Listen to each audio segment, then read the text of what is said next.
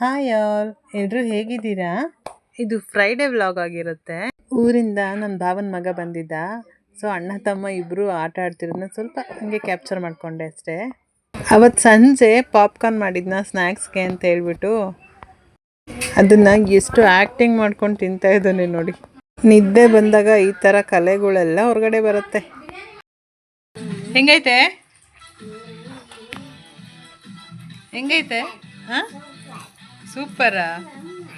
ಅಪ್ಪ, ಅಯ್ಯೋ ಅಷ್ಟೊಂದು ಚೆನ್ನಾಯ್ತಾ?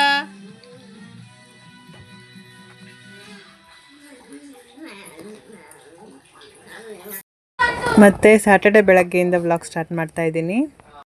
ನಾವು ಪ್ರತಿ ಸ್ಯಾಟರ್ಡೆ ಆಂಜನೇಯನ ದೇವಸ್ಥಾನಕ್ಕೆ ತಪ್ಪದೆ ಮಿಸ್ ಮಾಡದೆ ಹೋಗ್ತೀವಿ, ಆಯಿತಾ? ಅದು ನಮ್ಮ ಮನೆ ಹತ್ರ ಇರೋ ಆಂಜನೇಯನ ದೇವಸ್ಥಾನಕ್ಕೆ ಹೋಗ್ತೀವಿ. ಇವತ್ತು ನಮ್ಮ ಮನೆಯವರು ನೈಟ್ ಡ್ಯೂಟಿ ಇದೆ ಅಂತ ಹೇಳಿದ್ರು. ಹಾಗಾಗಿ ಇಲ್ಲೇ ನಮ್ಮ ಮನೆಯಿಂದ ಒಂದು 2 ಕಿಲೋಮೀಟರ್ಸ್ ಆಗುತ್ತೆ. ಇದು ಮಾರುತಿ ಸಾಯಿಧಾಮ ಅಂತ ಅಡಕಮಾರನಹಳ್ಳಿಲಿ ಇರೋದು. ಬೆಂಗಳೂರಲ್ಲಿರೋರಿಗೆ ಇದೆಲ್ಲ ಚಿರಪರಿಚಿತನೇ ಅಂತ ಅಂದ್ಕೊಳ್ಳಿ. ಮೇನ್ ರೋಡ್ ಪಕ್ಕದಲ್ಲೇ ಇರೋದ್ರಿಂದ ಬೆಂಗಳೂರಿಗೆ ಹೋಗ್ಬೇಕಾದ್ರೆ ಬರಬೇಕಾದ್ರೆ ಎಲ್ಲ ಕಾಣಿಸುತ್ತೆ ದೇವಸ್ಥಾನ. ಇದು ತುಂಬ ಚೆನ್ನಾಗಿದೆ ಆಯಿತಾ. ದೊಡ್ಡ ವಿಗ್ರಹ, ಏಕಶಿಲಾ ಮೂರ್ತಿ ಅಂತ ಹೇಳ್ತಾರಲ್ಲ, ಇದು ಏಕಶಿಲೆಯಿಂದ ಮಾಡಿರೋದೇನೆ. ಈ ದೇವಸ್ಥಾನದ ಕೆಳಗಡೆ ಧ್ಯಾನ ಮಂದಿರ ಇದೆ.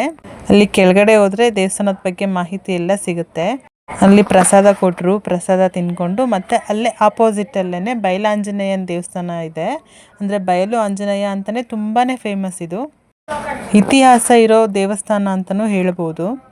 ಹಾಗೆ ತುಂಬ ಪವರ್ಫುಲ್ ದೇವ್ರೂ ಹೌದು. ಅಲ್ಲಿ ದರ್ಶನ ಮುಗಿಸ್ಕೊಂಡು ಮತ್ತೆ ಮನೆಗೆ ಬಂದು, ಇವತ್ತು ಸ್ಯಾಟರ್ಡೆ ಅಲ್ವಾ, ಸೊ ಸ್ವೀಟ್ ಏನಾದರೂ ಮಾಡೋಣ ಅಂತ ಹೇಳ್ಬಿಟ್ಟು ಹಾಲು ಖೀರ್ ಮಾಡಿದ್ದೀನಿ.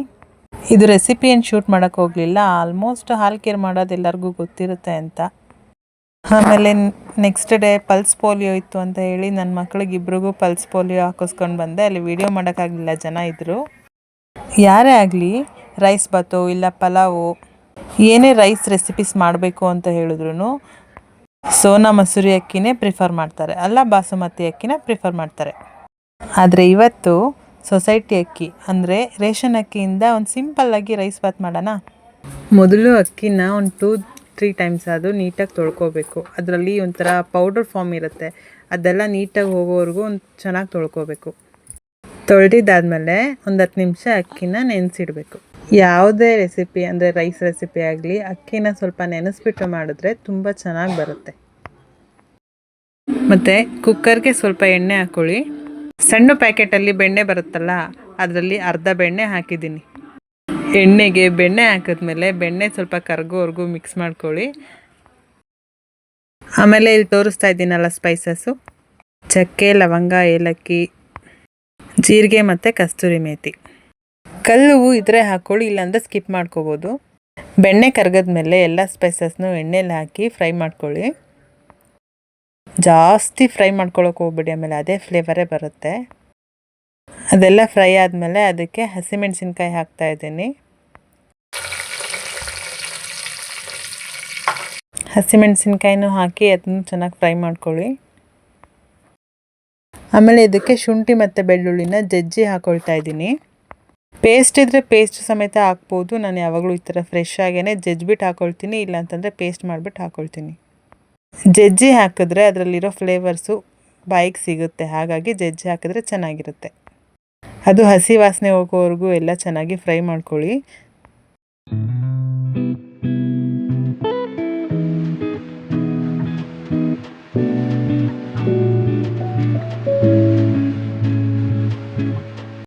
ಶುಂಠಿ ಬೆಳ್ಳುಳ್ಳಿ ಎಲ್ಲ ಫ್ರೈ ಆದಮೇಲೆ ಇದಕ್ಕೆ ಈರುಳ್ಳಿ ಸೇರಿಸ್ತಾ ಇದ್ದೀನಿ.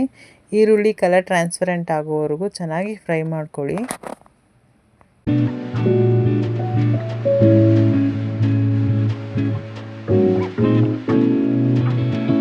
ಈರುಳ್ಳಿ ಎಲ್ಲ ಫ್ರೈ ಆದಮೇಲೆ ಇದಕ್ಕೆ ಟೊಮೊಟೊ ಸೇರಿಸ್ತಾ ಇದ್ದೀನಿ. ಚೆನ್ನಾಗಿ ಹಣ್ಣಾಗಿರೋದು ಒಂದು ಮೀಡಿಯಮ್ ಸೈಜು 3 ಟೊಮೊಟೊ ತಗೊಂಡಿದ್ದೀನಿ. ಟೊಮೊಟೊ ಹಾಕಿದ್ಮೇಲೆ ಒಂದು ಸಲ ಚೆನ್ನಾಗಿ ಮಿಕ್ಸ್ ಮಾಡ್ಕೊಳ್ಳಿ.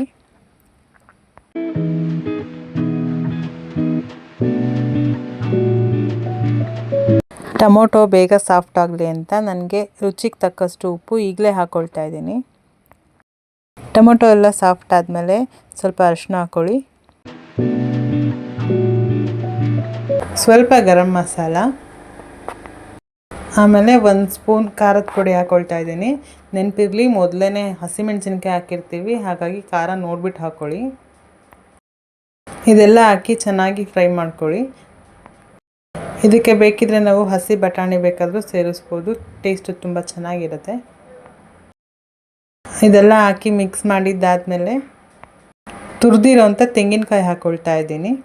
ಇದಕ್ಕೆ ಕಾಯಿ ಹಾಕಿದ್ರೇ ಟೇಸ್ಟು, ಕಾಯಿ ಹಾಕಿದ್ರೆ ತುಂಬ ತೆಂಗಿನಕಾಯಿ ಹಾಕಿ ಎಲ್ಲ ನೀಟಾಗಿ ಮಿಕ್ಸ್ ಮಾಡ್ಕೊಳ್ಳಿ. ನಾನಿಲ್ಲಿ 2 ಕಪ್ಪು ಅಕ್ಕಿ ತಗೊಂಡಿದ್ದೀನಿ, ಹಾಗಾಗಿ 3.5 ಕಪ್ ನೀರು ಹಾಕ್ತಾಯಿದ್ದೀನಿ. ನೀರು ಹಾಕಿದ್ಮೇಲೆ ನೀಟಾಗಿ ಎಲ್ಲ ಇನ್ನೊಂದು ಸಲ ಮಿಕ್ಸ್ ಮಾಡಿಬಿಟ್ಟು ನೀರನ್ನು ಕುದಿಯೋದಕ್ಕೆ ಬಿಡೋಣ. ಇದಕ್ಕೆ ಬಿಸಿನೀರು ಸಮೇತ ಸೇರಿಸ್ಕೋಬೋದು, ಇಲ್ಲ ಅಂತಂದರೆ ಟೈಮ್ ಇತ್ತು ಅಂತಂದರೆ ತಣ್ಣೀರು ಸಮೇತ ಹಾಕ್ಕೋಬೋದು. ನೀರೆಲ್ಲ ಕುದ್ಮೇಲೆ ಅಕ್ಕಿ ಸೇರಿಸ್ಕೊಳ್ತಾ ಇದ್ದೀನಿ. ನೆನೆಸಿಟ್ಟಿರೋ ಅಕ್ಕಿ ಇದು. ಅಕ್ಕಿ ಹಾಕಿದ್ಮೇಲೆ ಒಂದು ಸಲ ಮಿಕ್ಸ್ ಮಾಡಿ. ಮಿಕ್ಸ್ ಆದಮೇಲೆ ಕುಕ್ಕರ್ ಲಿಡ್ ಕ್ಲೋಸ್ ಮಾಡಿ 1 ವಿಸಿಲ್ ಕೂಗಿಸ್ಕೊಂಡ್ರೆ ಸಾಕಾಗತ್ತೆ. 1 ವಿಸಿಲ್ ಆದಮೇಲೆ ಸ್ಟವ್ನ ಆಫ್ ಮಾಡ್ಕೊಳ್ಳಿ. ಆಫ್ ಆದಮೇಲೆ ವಿಸಿಲ್ ತೆಗಿಯೋಕ್ಕೆ ಹೋಗಬೇಡಿ, ವಿಸಿಲ್ ಫುಲ್ ಹೋಗೋವರೆಗೂ ಹಾಗೆ ಬಿಡಿ. ಕುಕ್ಕರ್ ತಣ್ಣಗಾದಮೇಲೆ ಓಪನ್ ಮಾಡ್ಕೊಳ್ಳಿ.